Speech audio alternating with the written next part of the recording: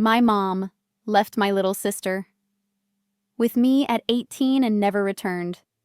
A judge tried to force me to pay her debts a decade later. I'm sitting in my office bathroom, sobbing over a court summons trembling in my hands. The fluorescent light above flickers mercilessly, casting harsh shadows that make the legal papers look even more menacing. Emma Carter, sued for $78,300. The numbers dance before my eyes like a nightmare. $78,300. The sound of the ventilation fan hums overhead, a constant mechanical drone that somehow makes this moment feel even more surreal. Debts from the mother who abandoned me 10 years ago. My phone buzzes against the cold ceramic floor, the vibration echoing off the bathroom walls. Text from my sister Lily. Emma, OSU denied my PLUS loan application. They said there's a credit issue with our family. What's happening? The phone screen glows accusingly in the dim space. I throw it onto the cold tile floor, hearing the sharp crack of the case hitting concrete. That's when I realize, Mom didn't just abandon us. She's been destroying our future from a distance. And now the legal system wants me to pay for her crimes. June 15, 2015. I was 18, fresh out of Grove City High School, ready to start my accounting program at Columbus State Community College. I had dreams, plans, a future mapped out with careful precision. I came home from my graduation party to find a handwritten note on our kitchen counter, illuminated by the harsh overhead light that made the blue ink look almost black against the white paper. You need to take care of Lily. I can't do this anymore. I'm sorry. Mom. The silence in our small apartment was deafening. The refrigerator hummed. A neighbor's TV droned through thin walls. But Susan Carter, all of 39 years old, had vanished into the night with our entire emergency savings, $1,200. Gone, just like that.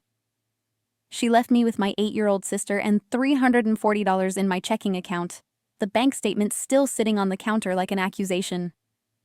Lily was sitting on her bed when I found her, clutching her stuffed elephant, tears streaming down her face. The streetlight outside her window cast long shadows across her small frame. "Where's Mommy?" she asked, her voice barely a whisper in the darkness. "I don't know, sweetie," I whispered back, pulling her close and feeling her little body shake with quiet sobs. "But I'll always be here for you." The weight of those words settled over me like a heavy blanket.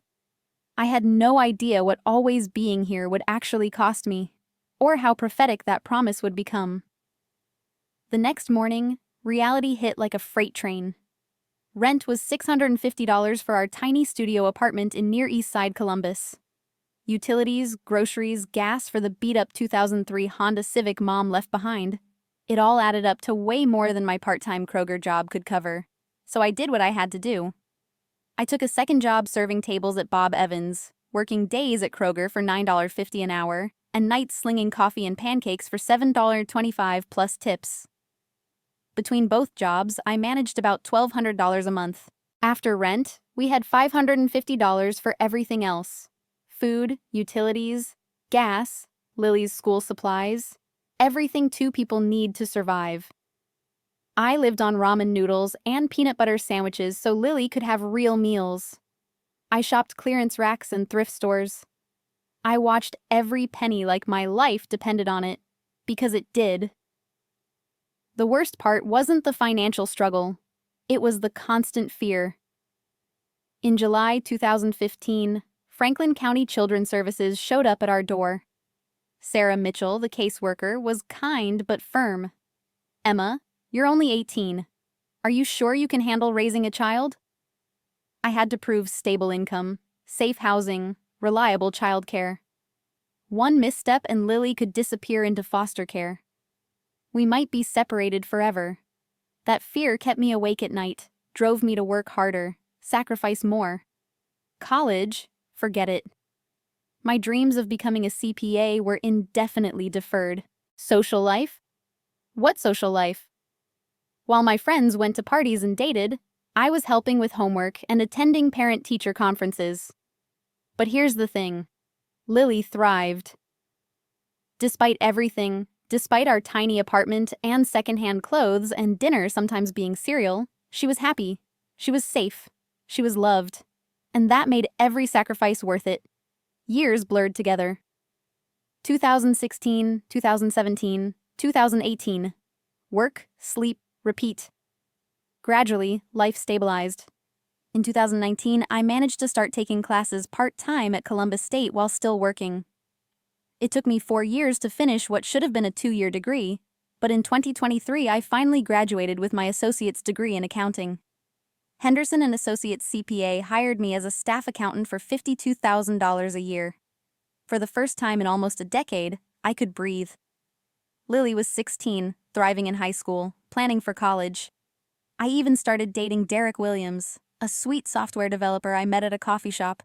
By 2025, I was 28 years old with $18,000 saved for a house down payment. Derek and I were talking marriage. Lily had gotten into OSU pre-med with a 3.9 GPA and substantial scholarships. She wanted to be a pediatrician, to protect children like Emma protected me, she'd say. For the first time in 10 years, I felt normal. I felt like maybe, just maybe, we'd made it. Then the letters started arriving. March 2025 changed everything. The first letter came from Ohio Hospital Collections on a Tuesday that started like any other. $28,400 in medical debt from Susan Carter's emergency surgery at Ohio State Medical Center in 2019. The envelope felt heavier than it should have, the official letterhead catching the afternoon light streaming through my apartment window. According to our records, Susan Carter listed you as financially responsible party and emergency contact. Our legal counsel suggests this may create liability obligations under certain circumstances. I called immediately, hands shaking so badly I could barely hold my phone. The office sounds around me. Keyboards clicking, phones ringing, Derek's concerned voice asking if I was okay. All faded into a distant hum. I never signed anything! My mother abandoned me 10 years ago. Ma'am, we're just following standard collection procedures. You were listed with your current address as her primary contact. That was just the beginning. Over the next 3 weeks, the letters came like an avalanche. Medical debt, $28,400, credit card collections, $32,900 from 3 different cards. Discover card, $18,700, Miami Beach Resorts, Las Vegas casinos. Capital One, $8,900, luxury shopping, jewelry purchases. Chase Freedom, $5,300, cash advances, expensive restaurants. And the worst part, a $17,000 PPP loan fraud charge. Apparently, Susan had filed for a Paycheck Protection Program loan in 2020 using my name, claiming payroll for a non-existent nail salon business in Florida. At 2 a.m. on a Tuesday, I checked my credit report with trembling fingers. My score had plummeted from 720 to 580. 6 fraudulent accounts I'd never opened. Tax returns filed in my name, claiming me as a dependent while I was supporting myself and Lily. Then came the court summons. Franklin County Court of Common Pleas.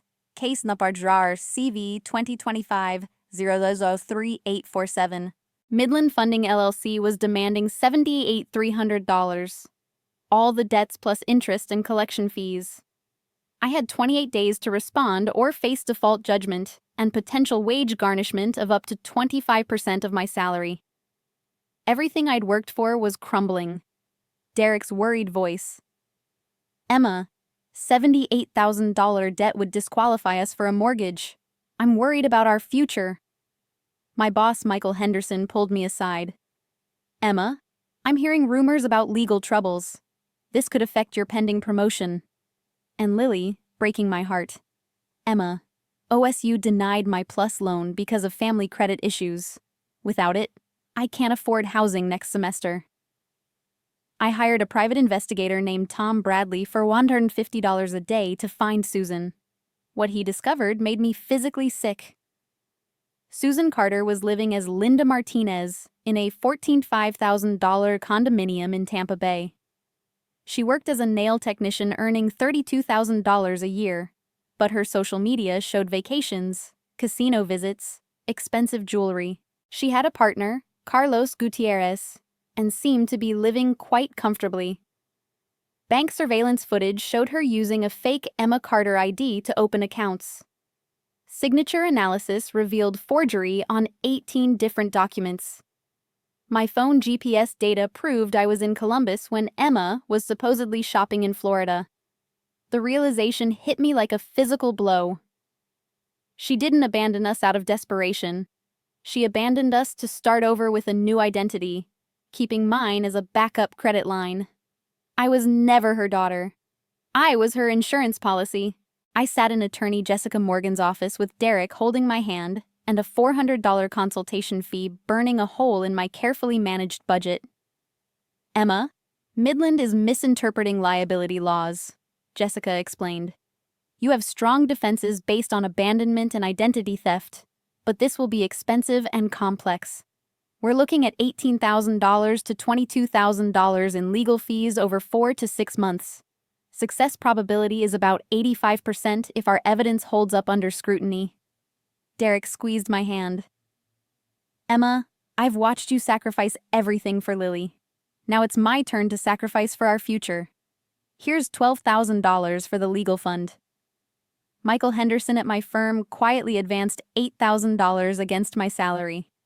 My colleagues organized a discreet fundraising drive. Even Sarah Mitchell, the former children's services worker who'd investigated us 10 years ago, offered to testify as an expert witness. Jessica's strategy was comprehensive. First, we'd document the abandonment through Franklin County Children's Services records, school forms, medical consents, 10 years of documentation showing I'd been Lily's sole guardian. Second, we'd prove systematic identity theft through bank surveillance footage, forensic handwriting analysis, and GPS data. Third, we'd challenge Midland's legal standing. They'd purchased fraudulent debt without basic verification. The hardest part was preparing for Susan's deposition. Jessica coordinated with Florida courts to compel her testimony. After weeks of legal maneuvering, we finally got her on video. Ms. Carter, did you use Emma's social security number to obtain credit accounts? Long pause. I was in a difficult financial situation. I thought she was doing well and could handle it. You own a $14,500 condominium. Why didn't you use your own assets for these debts? I needed to preserve my retirement security. Watching that video, any lingering doubt about fighting this disappeared. She'd knowingly, deliberately exploited my identity while I struggled to build a life for her abandoned children. The Courtroom Battle, September 15th, 2025. Franklin County Court of Common Pleas. The courthouse marble echoed with every footstep, a sound that seemed to amplify my anxiety with each click of my heels. I'd never been inside a courtroom before, but Jessica had prepared me well. The judge's bench towered above us, imposing and final. Fluorescent lights hummed overhead, casting everything in stark, unforgiving brightness. Derek and Lily sat in the front row behind me, and I could feel their presence like an anchor. Some co-workers and friends had taken time off work to support us, filling the gallery with quiet solidarity. The air conditioning whispered constantly, but I still felt sweat beading on my forehead. Midland Funding's attorney, David Kumar, opened with cold efficiency. Your Honor, when patients designate family members as emergency contacts and responsible parties, those designations carry legal weight. Personal family circumstances don't override documented obligations. Jessica's opening was passionate. Your Honor, this case represents systematic identity theft masquerading as legitimate debt collection. A woman abandoned her children, then spent years stealing their financial identity while living comfortably in another state. No law requires identity theft victims to pay for crimes committed against them. The first day didn't go well for Midland. Their hospital billing manager couldn't explain signature inconsistencies or verify I'd actually signed guarantor agreements. Their credit verification analyst admitted they'd never verified application locations, employment claims, or signature authenticity. They'd relied entirely on social security number matching without any fraud prevention measures. Day 2 was my turn to testify. Jessica had coached me to be factual but emotional, to help the judge understand what abandonment really meant. Your Honor, when my mother abandoned us, I was 18 years old with $340 in my bank account and an 8-year-old sister depending entirely on me.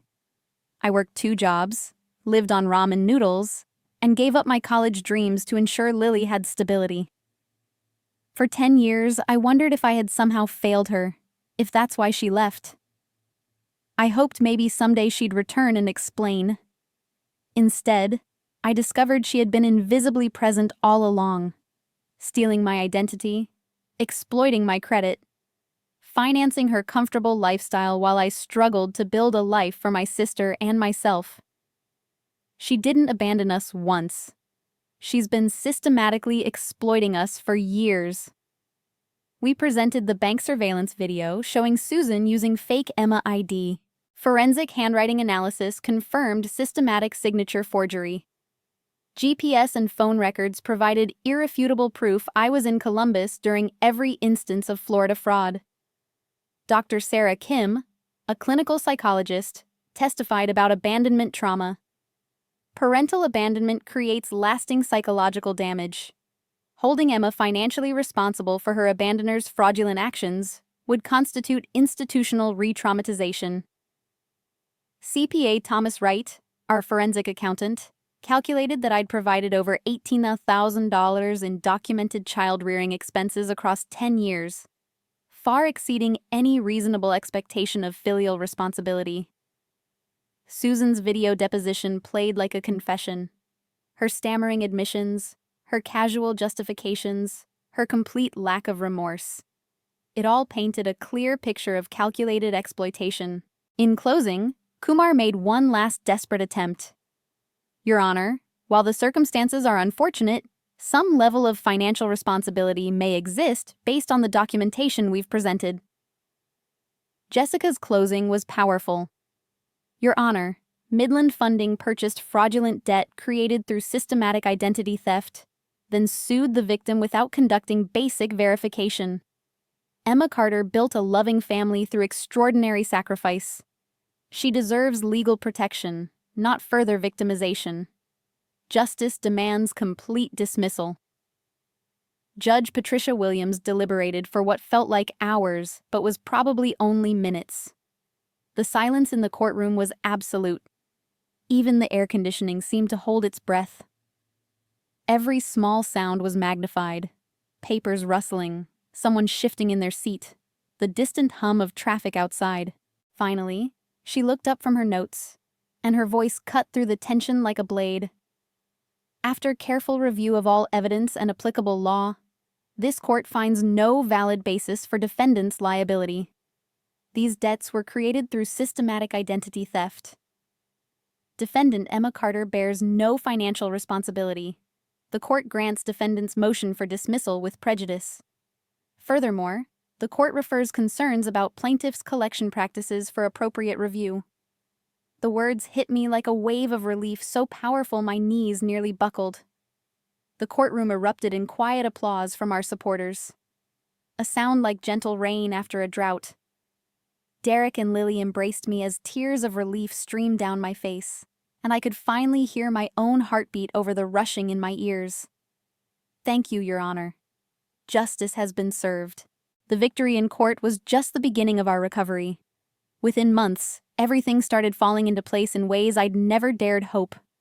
Midland Funding settled our FDCPA counterclaim for $5,000 plus all $19,500 in attorney fees to avoid further litigation. Our separate civil suit against Susan in Florida yielded a $15,000 settlement from her condominium equity. The Franklin County prosecutor filed criminal charges, and Susan pleaded guilty to identity theft, receiving 18 months probation plus $10,000 in court-ordered restitution. Total recovery, $3,000, plus all legal fees covered.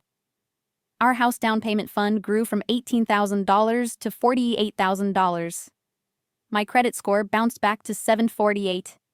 Henderson and Associates promoted me to senior accountant at $62,000 annually, with a new specialization in forensic accounting based on my personal experience. Derek proposed on Christmas morning 2025. Emma, Watching you fight for your family with such dignity showed me exactly who I want to marry.